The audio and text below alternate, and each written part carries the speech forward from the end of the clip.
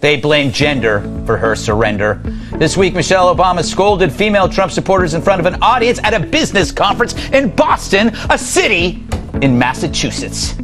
She said the former First Lady, quote, "Any woman who voted against Hillary Clinton voted against their own voice. What does it mean for us as women that we look at those two candidates and many of us said, that guy, he's better for me. His voice is more true to me." Well, to me, that just says you don't like your voice. You like the thing you're told to like. I don't get this. No one likes their own voice. And my goodness, you want to talk about the most overrated political hype of a generation? It would go to Michelle Obama. Anyway, that's just a side note that's been on my mind for a while. I'm happy to make fun of her look. It's very strange. It was Benny Johnson who dubbed that one hairstyle of the Stegosaurus. I'm not getting into that. She three bumps on the back, Stegosaurus. It's very strange. Just when Michelle Obama was about to smoothly exit stage left into a Netflix-branded sunset armed with kale smoothies, uplifting quotes, and her signature charm, Greg Gutfeld and Megyn Kelly crashed in like truth-seeking lightning, ready to shake up her carefully crafted narrative. Gutfeld's wit sliced sharper than Michelle's famously toned arms, while Kelly meticulously unpacked receipts as if she was organizing a White House spring cleanup. Suddenly, America's motivational sweetheart found herself sweating under an unexpected spotlight. Let me warn you, your rage does not exist in a vacuum. If we don't get this election right, your wife, your daughter, your mother, we as women will become collateral damage to your rage. To the women listening, we have every right to demand that the men in our lives do better by us. We have to use our voices to make these choices clear to the men that we love. Our lives are worth more than their anger and disappointment. What's that pitter-patter sound I'm hearing in the background? It's the footsteps of Barack running to vote for Trump. What bombshell did they drop that has Michelle's PR team racing to manage this crisis? Michelle Obama gracefully steps into the political arena as if it's a runway. Show, elegant gestures, inspiring words, eyes locked in iconic intensity. The media showers her with praise as though she single-handedly ended inflation, rewrote the Constitution, and baked gluten-free brownies before noon. Every breath she takes seems designed to lift national spirits. Talk about pressure. She effortlessly transitioned from First Lady to America's unofficial empress of inspirational messages.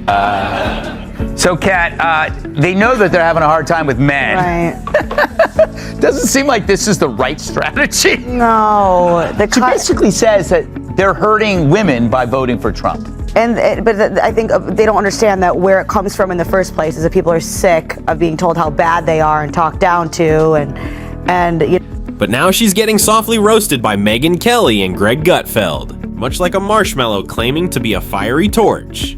Let's face it, Michelle's political appearances are as out of place as tofu at a BBQ, always showing up, marinated in moral lessons, demanding center stage. For nearly 10 years, she's positioned herself as America's unofficial therapist. Republican women are too dumb to make up their own minds about President Trump. They did it because they're men. Told them to after that ridiculous, remember that ad the Democrats ran with Julia Roberts voiceover? Where the women I remember. It's our little secret. Yeah, this is what they think of. This is what they think of Republican women. Handing out motivational advice like she's managing a self-help kiosk in an empty mall. Cue Megyn Kelly, fed up with Michelle's latest series of not-so-subtle political tours. Nothing shouts definitely not running for office louder than constant media appearances, Netflix specials, and a memoir titled The Light We Carry, which honestly sounds like a discarded Coldplay album title. All from her comfy Martha's Vineyard mansion, talking about unity while collecting more brand endorsements than a Kardashian. Michelle Obama, listen to this. And at this phase of my life, I'm in therapy right now because I'm transitioning. You know, I'm 60 years old. I've finished a really hard thing in my life with my family intact. I'm an empty nester. My girls are in, they've been launched. And now for the first time, as I've said before, every choice that I'm making is completely mine. I now don't have the excuse of, well, my kids need this or my husband needs that, or the country needs that. So how do I think about this next phase? Once again, speaking a reference to her time as First Lady negatively, and I'm transitioning. I mean, an interesting choice of words, given how the internet refers to her. With a TikTok promo code, Greg Gutfeld, never one to resist a juicy jab, spotlighted the absurdity of Michelle Obama's untouchable status. According to him, Michelle sits on such a high pedestal that she could spill coffee on a puppy and MSNBC would still label it courageous. Yet, daring to critique her lucrative motivational tour is treated like blasphemy, equivalent to criticizing Beyonce during an eclipse. Megyn Kelly showed up fully prepared, not with friendly Oprah-style praise. Michelle, it's not. I've been married for 17 and a half years, and not one was bad. I think she and he married the wrong people. I think you're 100% right. This is only her third episode. I can't think of anybody I would go to for advice less than Michelle Obama. She really doesn't know what she's talking about. First of all, she loves to tell us she hated Barack for a good decade. Yes. Okay, please teach me how to have a successful relationship with someone that you clearly respect and admire. Every time she's on the air, it's like, I'm dragging this ball of dead weight behind me. His name, Barack Obama. But armed with incisive commentary, concrete evidence, and sharp critiques, she exposed the contradiction in Michelle's above politics yet urging votes stance, highlighting a hypocrisy powerful enough to energize Chicago's entire electric grid. Michelle insists she doesn't want office, which is technically true. She craves the perks, adulation, and glowing media coverage without any accountability or debates.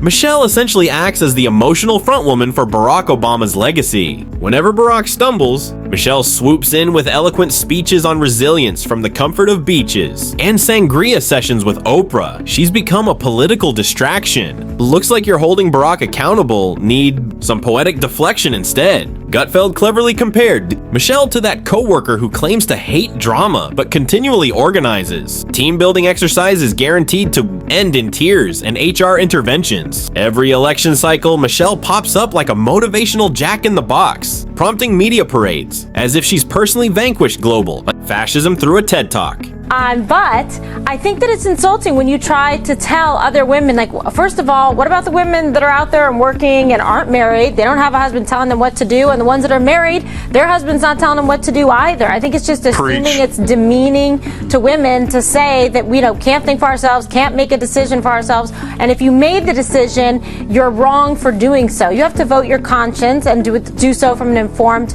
point of view, that you've done your homework and your research, and then feel good about that. I don't think you should ever vote for somebody based on their gender. Plus, you can always lie to your husband. Yes, yes. I've never had one, but I've heard it happen. We don't want to talk about it anyway. Then there's her Netflix documentary, where Michelle strides through stadiums as though descending from heaven, complete with professional lighting and makeup crews.